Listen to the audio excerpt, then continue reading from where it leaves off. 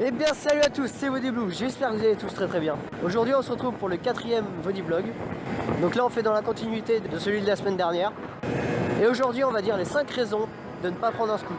La première raison, c'est que les roues elles sont extrêmement petites. C'est-à-dire que, donc moi sur mon booster j'ai des jantes de 10 pouces et le maximum qu'on peut avoir sur un NBK booster c'est 13 pouces. C'est-à-dire que si vous prenez vraiment trop dans l'angle, et si les roues sont mouillées vous allez vous casser la gueule. Ça a failli m'arriver la semaine dernière, je vous mets un petit extrait là.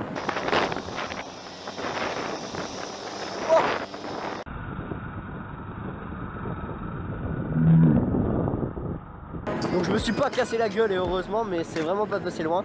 Je crois qu'on le voit pas tellement bien sur la vidéo. Et si vous n'êtes pas vraiment expérimenté, que c'est la première fois que vous conduisez un scoot, ou c'est juste après le VSR, vraiment faites attention. Montez pas à 80 dans un virage quoi. Enfin. La deuxième raison de pas prendre un scoot, c'est que tu te fais littéralement chier sur la route. C'est-à-dire que à la fois ça peut être pratique de ne pas avoir de vitesse, mais c'est aussi très chiant de ne pas avoir de vitesse. C'est-à-dire que vous êtes tout le temps poigné dans l'angle, voilà, à gérer la poignée.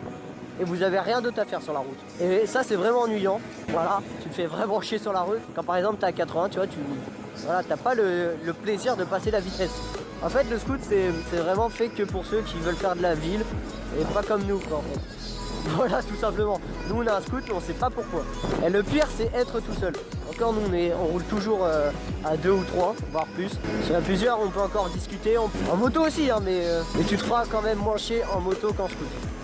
La troisième raison de ne pas prendre un scoot, vous n'allez pas vous faire respecter sur la route. On fera le test un jour dans une vidéo si vous le demandez. On a vraiment une réputation pourrie.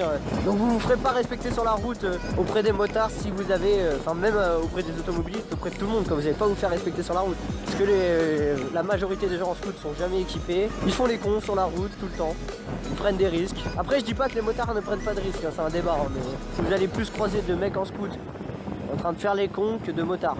Bon alors, petite raison bonus, dis-la nous. Eh bien, faut pas trop prendre les chemins ou pas faire trop de wheeling parce que sinon la coque avant elle casse super facilement. Bah ça m'est déjà arrivé une fois.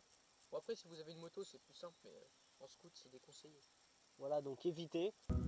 Quatrième raison, alors on l'a remarqué il n'y a pas si longtemps que ça, à force d'utiliser la béquille centrale que vous avez sur les scooters en général, elle va se détruire. Par exemple si vous êtes sur la béquille centrale et qu'il y a quelqu'un qui va monter sur votre scoot, même vous, hein, en fait la béquille va se tordre. Et c'est-à-dire que au lieu d'avoir une béquille centrale, vous allez avoir une béquille latérale si ça continue. Donc je vais vous mettre une photo à l'appui pour vous montrer comment c'est. Donc soit achetez-vous une béquille latérale au cas où. Vous pouvez mettre les deux sur les boosters, après les autres scoots, j'en sais rien. Et donc la cinquième raison de ne pas prendre un scoot, c'est le bruit. C'est-à-dire que nous, encore le bruit, il n'est pas dégueulasse, tu vois. Mais un bruit de mécaboîte, c'est vachement mieux. Nous, ça crie beaucoup trop en fait. C'est-à-dire qu'on est vite en haut régime. Que sur une 50, vous avez les vitesses, vous pouvez rouler tranquillement et le bruit est plus beau. Il y a énormément de scoots avec des pots bidalo, mais le bruit est vraiment horrible. Et le pire, c'est les pots qui sont percés. Bon, ça fait la même chose sur les mécaboîtes, mais s'il vous plaît, si vous prenez un scoot, ne mettez surtout pas de pot bidalo. Donc voilà, je crois qu'on a fait les 5 raisons de ne pas prendre un scoot. Si vous avez d'autres raisons de ne pas prendre un scoot, dites-les en commentaire. Donc n'hésitez pas à liker, commenter, partager, à dire ce que vous en pensez dans les commentaires de ce voilà. Là, on a 2 comptes Instagram, Vodyblue pour moi et Vodyphoto pour lui. N'hésitez surtout pas à vous abonner sur nos comptes Instagram et sur YouTube. Donc c'était Vodyblue. Allez, salut!